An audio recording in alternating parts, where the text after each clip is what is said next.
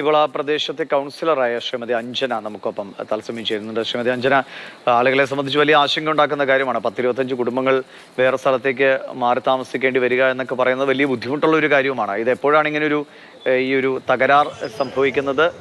അതിന് അടുത്ത നിമിഷങ്ങളിൽ തന്നെ ആളുകളൊക്കെ അവരുടെ ബന്ധുവീടുകളിലേക്കോ മറ്റൊക്കെ ആയി മാറിയോ? തീർച്ചയായിട്ടും ഇന്ന് രാവിലെ ഒരു 8 മണിയോടുകൂടി അടുപ്പിച്ചാണ് ഈ ഒരു സംഭവം ഉണ്ടായതെന്നുള്ളതാണ് അറിയാൻ സാധിച്ചത്. ഇതിലെ കൂടി പോകുന്ന പരിസരവാസികൾ വിവരം അറിയിച്ച പ്രകാരം സ്ഥലത്തെത്തിയപ്പോഴാണ് സ്ഥലപരിശോധന നടത്തുകയും ആ ഒരു പില്ലറിൽ നല്ല കാര്യമായ രീതിയിൽ തന്നെ പൊട്ടലുകൾ ഉണ്ടായിട്ടുണ്ട് എന്നുള്ളത് കാണാൻ സാധിച്ചു.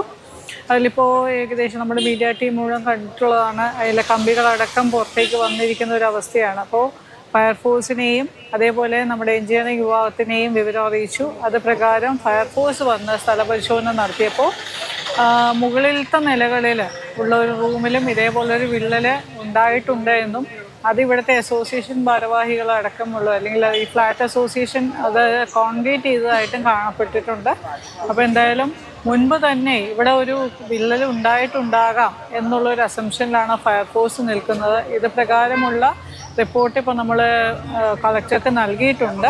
എന്തായാലും കളക്ടറും സ്ഥലത്തെത്തും എന്നുള്ളതാണ് അറിയിച്ചിരിക്കുന്നത്. ഇപ്പോൾ നമ്മുടെ കോർപ്പറേഷൻ്റെ എഞ്ചിനീയറിംഗ് വിഭാഗത്തിൻ്റെ ഉയർന്ന ഉദ്യോഗസ്ഥർ സ്ഥലം പരിശോധിച്ചിട്ടുണ്ട്. സ്ഥലം പരിശോധിച്ച പ്രകാരം താൽക്കാലികമായി ഇപ്പോൾ ചെയ്യുന്ന റെക്ടിഫിക്കേഷൻ വർക്ക് എങ്ങനെയായിരിക്കും അല്ലെങ്കിൽ എത്രത്തോളം ഫലപ്രദമായിരിക്കും എന്നുള്ളത് വലിയ ബിൽഡിംഗ് ആണ്. അപ്പോൾ ഈ ഒരു തകരാർ അങ്ങനെ പരിഹരിച്ച് മുന്നോട്ട് കൊണ്ടുപോകാൻ കഴിയുമെന്നാണോ വിദഗ്ധർ പറയുന്നത്? ഇതിന്റെ നിർമ്മാണം ഏറ്റെടുത്ത സ്ഥാപനത്തിന്റെ പ്രതിനിധികളൊക്കെ അവിടെ ഉണ്ടോ? അങ്ങനെ പരിഹരിക്കാവുന്ന ഒരു പ്രശ്നമാണ്. ആശങ്കയുണ്ട്.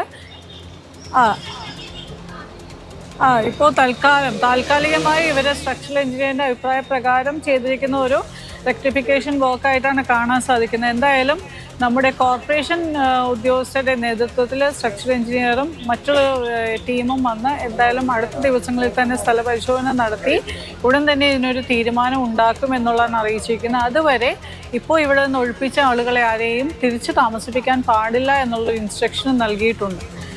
അപ്പോൾ നമുക്ക് കൂടുതലൊരു വിദഗ്ധമായ സംഘം ഇവിടെ പരിശോധന നടത്തിയാൽ മാത്രമേ ഇതിനൊരു സ്ഥായിയായിട്ടുള്ള മറുപടി നമുക്ക് പറയാൻ സാധിക്കുകയുള്ളൂ.